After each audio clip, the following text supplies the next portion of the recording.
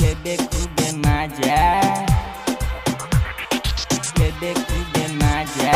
DJ अरमान जब पीके आवे गांजा तो लेबे खूबे मजा।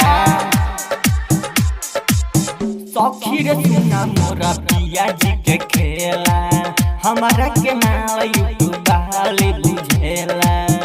ए सखी कितना बताई हो।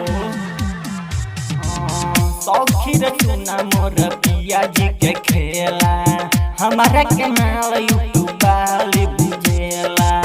बात नहीं मानेला, बेरी बेरी ठानेला, हमारा के मानेल के अरे उठा जा। जब पीके आवे गांजा तमारे खूबे मजा, जब पीके आवे गांजा तो लेबे खूबे मजा। डीजे अरमान श्री राम रिकॉर्डिंग स्टूडियो जगतपुर बाजार। जब पीके आवे गांजा तो लेबे खूबे मजा। का कही कतना करे लौना सा, दहिया के हमरा कोई दिखले बतासा, दहिया के हमरा कोई दिखले बतासा। का कही कतना करे लौना सा, दहिया के हमरा कोई दिखले बतासा।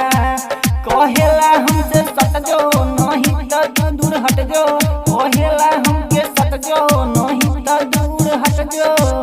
कतना बताई सखी दिले बड़ी साजा, जब पीके आवे गांजा तमारे खूबे मजा, जब पीके आवे गांजा तो लेबे खूबे मजा। डीजे अरमान सिद्दीकी जब पीके आवे गांजा तो लेबे खूबे मजा। अशोक अकेला सखी मोर पिया, रोज रोज जरा दे मोठबे पड़ दिया, रोज रोज जरा दे मोठबे पड़ दिया। मुकेश कन्हैया सखी मोर पिया, रोज रोज जरा दे मोठबे पड़ दिया। राजकांत सुना राजा मारे लहंगा के मजा, सरोज सुना राजा मारे लहंगा के मजा।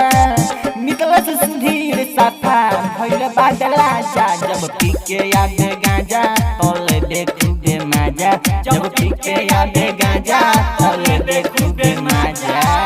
श्री राम रिकॉर्डिंग स्टूडियो जदुपट्टी बाजार।